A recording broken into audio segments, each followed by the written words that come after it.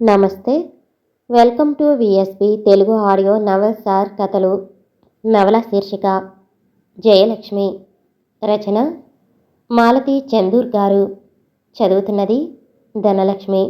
ఇక కథలోకి వెళితే, సోమవారం ఉదయం 8ంటికి ఆయానిచ్చి మీనాక్షమ్మ గారి ఫ్లాట్‌కి పంపించింది జయని. జయ 3 చీరలు, సోపు, దువ్వెన ఇవన్నీ సంచిలో సర్దుకుని ట్రయల్ బేసిన్ మీద బయలుదేరింది. మీనాక్షమ్మ గారు కారు పంపుతానంటే కృష్ణవేణి వద్దంది. జయ ఆ ఇంటికి హెల్పర్గా ఇంచుమించు పని మనిషిగా వెళ్తుంది. అతిథిగా కానీ, కుటుంబ సభ్యురాలుగా కానీ కాదు. అంచేత జయ తన స్థానాన్ని మర్చిపోకూడదని బస్సులో వెళ్ళటానికి ఏర్పాటు చేసింది.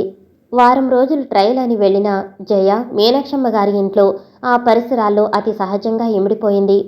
మొదటి 2-3 రోజులు గ్రాహ్యం తెలిసినప్పటి నుంచి ఉన్న ఆ హోం పరిసరాలు విడిచి ఉండటం కాస్త కొత్తగా, దిగులుగా ఉన్న ఈ ఇంటి శుభ్రత, నాగరికత, సౌకర్యాలు వీటన్నిటిలో జయ ఈ కొత్త పరిసరాలని వృక్షాన్ని అల్లుకునే తీగల్లాగా అల్లుకుపోయింది.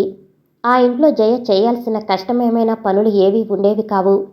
పని మనిషి, వంట మనిషి, డ్రైవరు ఈ ముగ్గురు గృహకృత్యాలు చేసుకుంటూ పోయేవారు.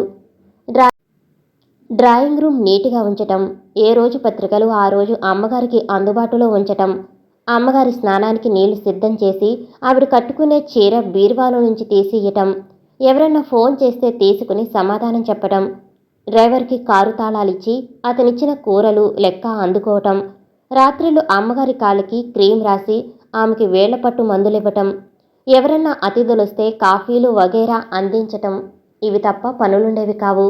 వచ్చిన వారం లోపులోనే జయ ఈ పనులన్నీ అవలీలగా నేర్చుకుంది.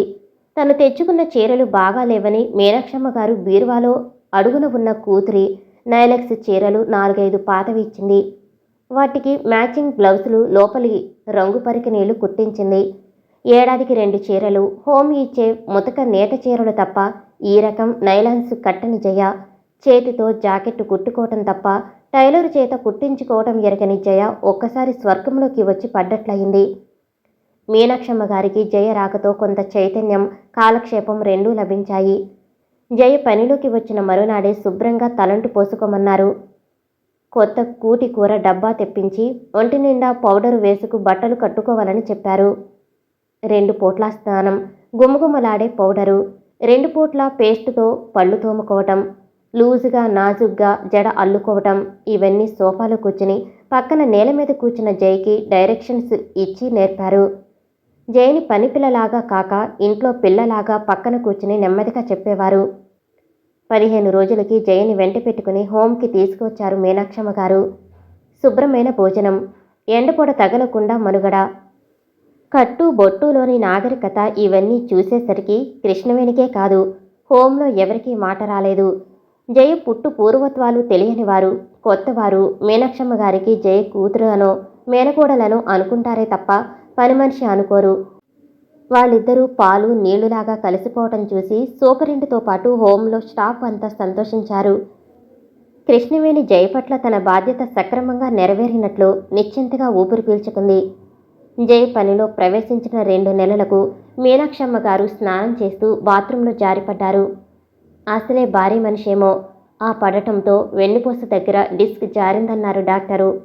ఆమె అయ్యో అనగానే హాల్లో ఉన్న జయ పరుగున వెళ్ళి తలుపు తట్టింది. మీనాక్షమ్మ గారు డేక్కుంటూ వచ్చి ఎలాగో లోపల ఫోల్డ్ తీశారు. జయ కంగారు పడుతూ ఆవిడ ఒళ్ళు తుడిచి చీర చుట్టబెట్టి పని మనిషి సాయంతో బెడ్రూమ్లోకి చేర్చి గబగబా డాక్టర్కి ఫోన్ చేసింది. ఆయన 6 గంటలో వచ్చి చూసి 6 వారాల పాటు కదలకుండా పడుకోవాలి, వంగకూడదు అంటూ మంచం మీద పడుకోమన్నారు. ఇంట్లో కంటే నర్సింగ్ హోమ్ మంచిదనుకుంటా, అక్కడ కదలకుండా అన్ని సౌకర్యాలు జరుగుతాయి అన్న సలహా ఇచ్చాడు. నాకు నర్సింగ్ హోమ్స్ అంటే ఎలర్జీ, ఇంట్లోనే ఉంటా, అంతగా అయితే నర్సును పెట్టుకుంటాను అంది మీనాక్షమ్మ గారు. నర్సెందుకమ్మా, నేను ఉన్నానుగా, ఒక రోజున స్నానం అది ఎలా చేయించాలో చూపిస్తే నేను చేయించగలను అంది పక్కనే ఉన్న జయ. బెడ్ రెస్టే తప్ప ఇంకే ట్రీట్మెంటు లేదు. బెడ్ పాన్ పెట్టి స్పాంజ్ బాత్ ఇవ్వు, ఆవిడ లేచి కూర్చోకూడదు, అది చాలా ముఖ్యం. నేను నర్సును పంపుతాను, 2 రోజులు అంతా చూసి నేర్చుకో అన్నాడు డాక్టరు. నర్సు చేసే ప్రతి పని శ్రద్ధగా గమనిస్తూ 3వ రోజు నుంచి అన్ని సేవలు తను చేస్తూ వచ్చింది జయ. ఆమెకి స్పాంజ్ ఇవ్వటం, అన్నం తినిపించటం, ఇలా నర్సు కంటే శ్రద్ధగా అన్ని పనులు చేసేది. అప్పుడే జయ మీనాక్షమ్మ గారికి కాలక్షేపం అవ్వాలని తెలుగు పుస్తకాలు రోజు హిందూ పైకి చదవటం అలవాటు చేసుకుంది. మొదట్లో ఇంగ్లీషు ఘోరంగా చదివేది. మీనాక్షమ్మ గారు ఒక్కోసారి నవ్వి, మరోసారి కోప్పడి, మధ్య మధ్యలో హేళన చేసి ఇంగ్లీషు ఎలా ఉచ్చరించాలో, ఎలా పలకాలో నేర్పారు. క్రమంగా జయ ఇంగ్లీషు పత్రికల్లో కథలు, చిన్న చిన్న నవల్సు పైకి చదవటం నేర్చుకుంది. 6 వారాలనుకున్న ఈమె బెడ్ రెస్టు 3 నెలలయ్యింది. తల్లి జారిపడిన సంగతి తెలుసుకుని ఇటు కొడుకు అటు కూతురు ఇద్దరూ ఫోన్ చేసి మేం వస్తామంటే మేం వస్తామన్నారు. మీనాక్షమ్మ గారు ఇద్దరినీ వద్దని అన్నారు. తన కూతురు వచ్చిందంటే వెంట పిల్లలిద్దరూ వస్తారు. ఇటు పిల్లల్ని అటు తల్లిని ఎవరిని చూస్తుంది? అందులోనూ అమెరికాలో పుట్టి పెరిగిన ఆ పిల్లలకి ఈ ఇల్లు ఇరుగ్గా ఉంటుంది. అంచేత వద్దు అన్నారు. కన్న కూతురి కంటే శ్రద్ధగా పగలు రాత్రి తనను జయ కనిపెట్టిస్తున్నప్పుడు అంత దూరం నుంచి అన్ని వేలు ఖర్చు పెట్టుకు రావటం అనవసరం అని వారించింది. 3 రోజులకు ఒకసారి కూతురో కొడుకో ఫోన్ చేసి కనుక్కుంటుండేవారు. జయ డ్రాయింగ్ రూమ్లో ఫోన్ని బెడ్రూమ్లోకి మార్పించింది.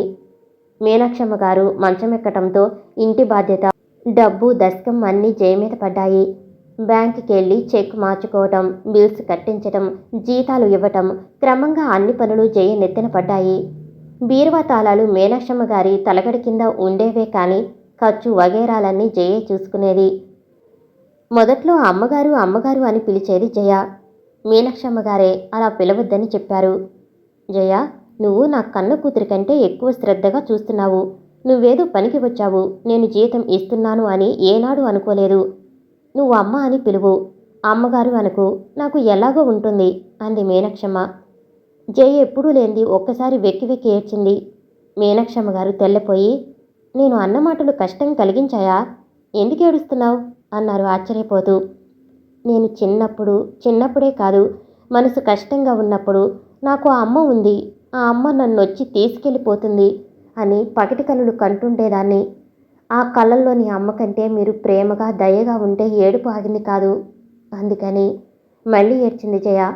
మీనాక్షమ్మ గారి మంచం బద్దె మీద తల ఆంచి మీనాక్షమ్మ గారి కళ్ళు చెమర్చాయి. ఈ జయ తన కూతురే. పూర్వజన్మలో తన కూతురై ఉండాలి. ఈ జయని ఎప్పుడూ తన దగ్గరే ఉంచుకుని కాపాడాలి. తనకు జయ, జయకి తను ఎల్లకాలం ఒకరికొకరు తోడు నీడగా ఉండాలి అనుకుంటూ ఆ పిల్ల తలని సవరించారు. మీనాక్షమ్మ గారు పక్కమించి లేచి తిరిగేసరికి ఇటు డాక్టర్ గారికి అటు మీనాక్షమ్మ గారి స్నేహితులకి జయ అంటే అభిమానం, వాత్సల్యం కలిగాయి.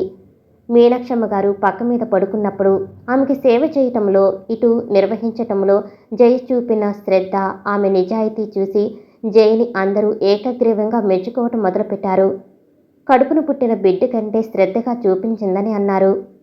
ఈ 3 నెలల సేవతో జయ పనికి వచ్చిందని, మీనాక్షమ్మ గారు జీతం ఇస్తున్నదని అంతా మర్చిపోయారు. ప్రతి పనికి జయ జయ అంటూ ఆమె పిలుస్తుండేది. ఎవరన్నా ఇంటి విషయాలు అడిగితే జయని అడగండి, జయకి తెలుస్తుంది అనేది. మీనాక్షమ్మ గారు తనతో పాటు జయని సినిమాలకి, ఎక్కడన్నా పెళ్లిళ్ళు అవి అయితే శుభకార్యాలకి, ఆఖరికి ఆవిడ కమిటీ మెంబర్ అయిన రెడ్ క్రాస్ మీటింగ్లకి కూడా వెంట పెట్టుకుని వెడుతుండేవారు. ఆవిడ వెనుక హ్యాండ్ బ్యాగ్ పుచ్చుకుని సర్వదా నీడలాగా వెంట ఉండేది జయ. బజారుకి వెళ్ళినప్పుడల్లా, షాపింగ్కి వెళ్ళినప్పుడల్లా జయకి చీరలని, జాకెట్లని, ఫ్యాన్సీ సామానని ఏదో ఒకటి కొంటుండేవారు. జయ మొదట్లో వద్దనేది కానీ ఆవిడ వినిపించుకునేది కాదు.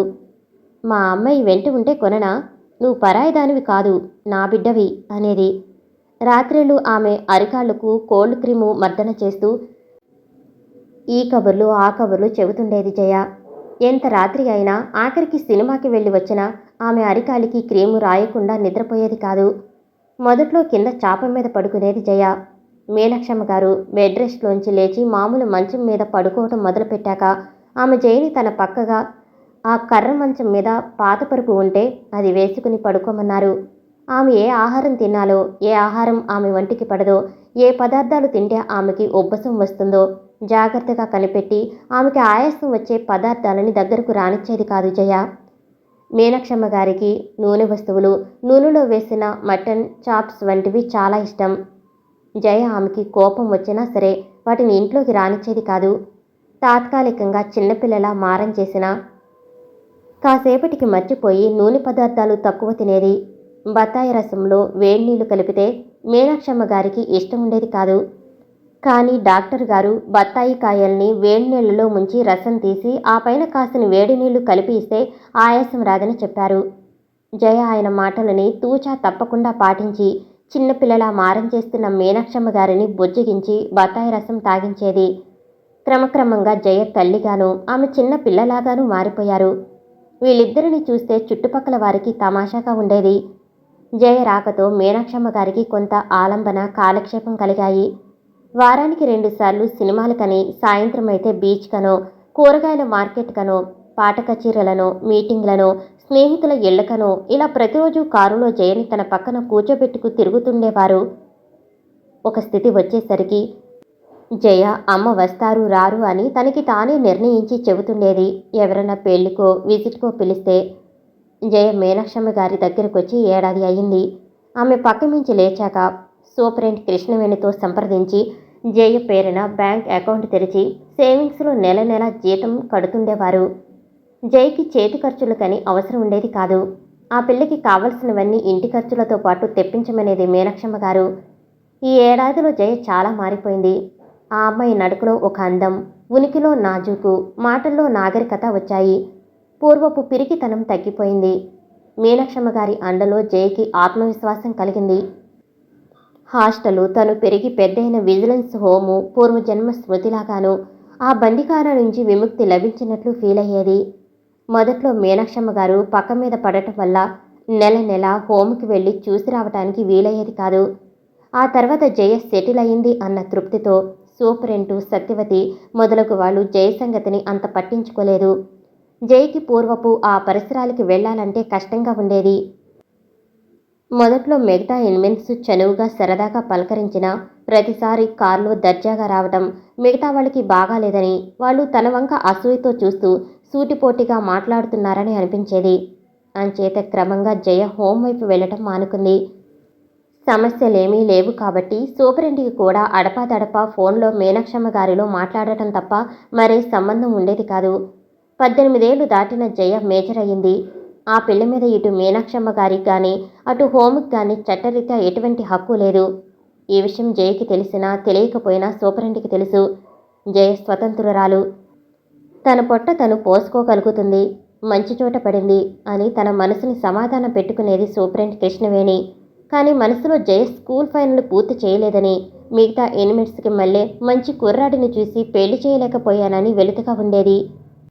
ఈ రెంటిలో ఏది జరిగినా ఆమెకి తృప్తిగా ఉండేది. జయ పరీక్ష సంగతి మీనాక్షమ్మ గారు జయ ఇద్దరూ మర్చిపోయారు. జయ గృహకృత్యాలు, మీనాక్షమ్మ గారి సేవ వీటిలో పడి పూర్తిగా చదువుని మర్చిపోయింది. కృష్ణవేణి అక్కడికి 2-3 సార్లు కదిపి చూసింది.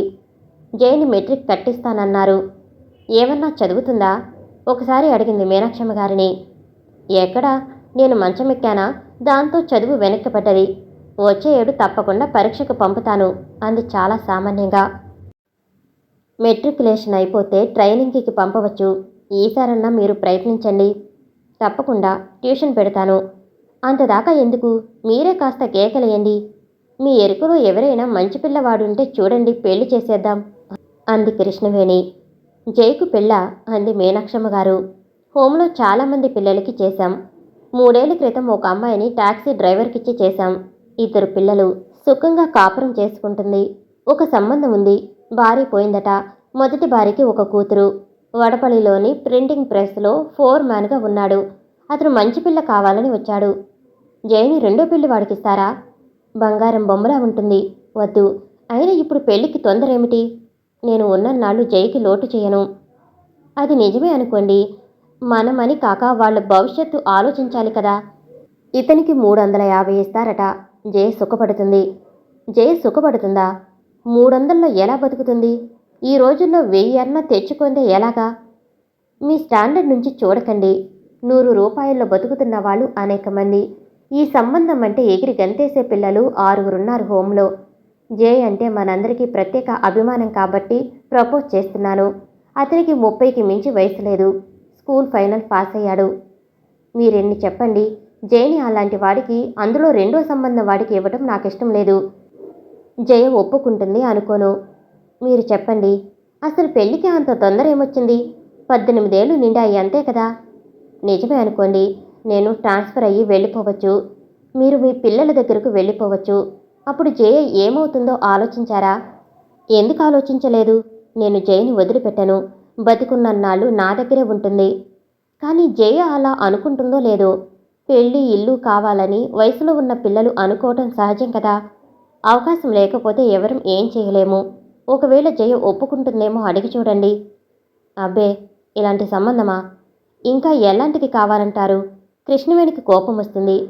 ఎంఏ చదివిన వాడొస్తాడా? ఇంజనీర్ వస్తాడా? జై హోంలోంచి వచ్చిందని మర్చిపోతున్నారు. పోనీ మీరు వెతికి తెచ్చి మంచి సంబంధం చేస్తారా? చెప్పండి. ఎందుకు చేయను? తప్పకుండా చేస్తాను. నాకు తెలిసిన కుటుంబాల్లో చాలామంది చదువుకున్న మగపిల్లలున్నారు. వాళ్ళ తల్లిదండ్రులు ఒప్పుకుంటారా? ఎందుకు ఒప్పుకోరు? తప్పకుండా ఒప్పుకుంటారు. జైకి ఏం తక్కువని? చక్కగా ఉంటుంది, తెలివి ఉంది, అందం ఉంది, ఇల్లు చక్క పెట్టుకునే చాకచక్యం ఉంది. ఇంతకు మించి ఆడపిల్లకి ఏం కావాలి? ఇన్ని పైకి చెప్పే కబుర్లండి. తమదాకా వస్తే కులం, సాంప్రదాయం ఇవన్నీ ఆరా తీస్తారు. నేను చాలాసార్లు చూశాను. ఈ సంబంధం కాకపోతే మరొకటి.